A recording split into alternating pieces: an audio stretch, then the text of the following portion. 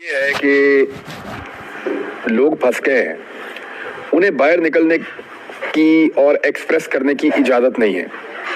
یعنی ایک political party جو پاکستان میں اس وقت کسی صوبے میں 90%, کسی میں 80%, کسی میں 70%, یعنی پاکستان میں اوورآل وہ 3/4 پہ کھڑی ہوئی ہے.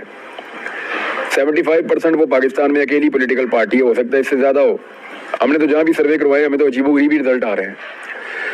تو ایک اتنی مقبول پولیٹیکل پارٹی کو جب بالکل دیوار کے ساتھ لگا دیں گے اور ان کو اظہار رائے کی آزادی نہیں ہوگی, یا وہ الیکشن کو بالکل قریب پاتے ہوئے بھی اپنی پولیٹیکل ایکٹیویٹیز کو کرنے میں ناکام ہوں گے, تو لوگوں کے اندر جو ایگریشن ہے وہ کسی ایک صورت میں باہر آئے گی. میں اس کو جسٹیفائی پھر نہیں کر رہا, لیکن میں آپ کو یہ کہہ رہا ہوں کہ اس کا ریزن کیا ہو سکتا ہے. اس کا ریزن وہ فرسٹریشن ہے جس سے لوگ گزر رہے ہیں اس وقت, کہ ہمیں تو نکلنے ہی نہیں دیتے, ہمیں اپنی پارٹی کا جھنڈا نہیں اٹھانے دیتے, ہمیں کوئی بینر پوسٹر نہیں لگانے دیتے. اسے تو کوئی بندہ آگے بتاتا ہے یہ نون لیگ کا, اس کو عزت کے ساتھ واپس چھوڑ جاتے ہیں. تو یہ جو صورتحال ہے یہ لوگوں کے اندر غم و غصہ پیدا کرتی ہے, اس سے پھر ری ایکشن آتا ہے.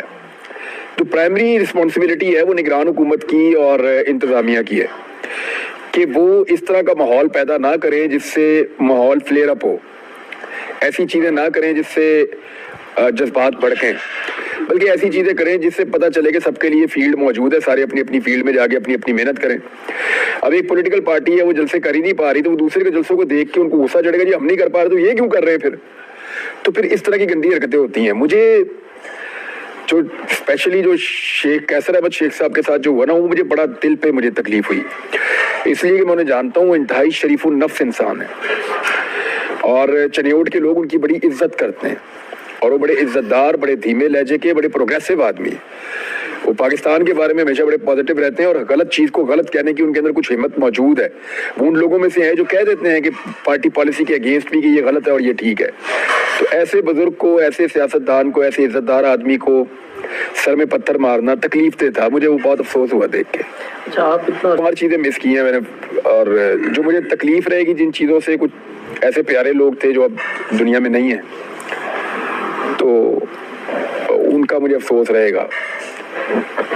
کئی جگہ پہ تو میری افسوس کرنے جانے کی بھی ہمت نہیں پڑتی, تو مجھے لگتا ہے کہ میں ان کے زخم کو ریت دوں گا دوبارہ.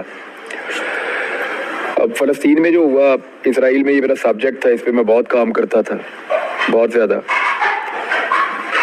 تو میں اس پہ اس دفعہ بات ہی نہیں کر سکا, لوگوں کو آگاہ نہیں کر پایا, لوگوں کو اکٹھا نہیں کر پایا, ان کو انفارمیشن پراپر طریقے سے میں نہیں دے پایا. ایک میری آڈینس تھی, ان کا ایک رائٹ تھا کہ ان کو وہ ساری چیزیں اپڈیٹ کی جاتی, تو وہ میں نہیں کر پایا, اس کا مجھے افسوس رہے گا. اور بھی کافی چیزیں ہیں جن کا افسوس رہے گا.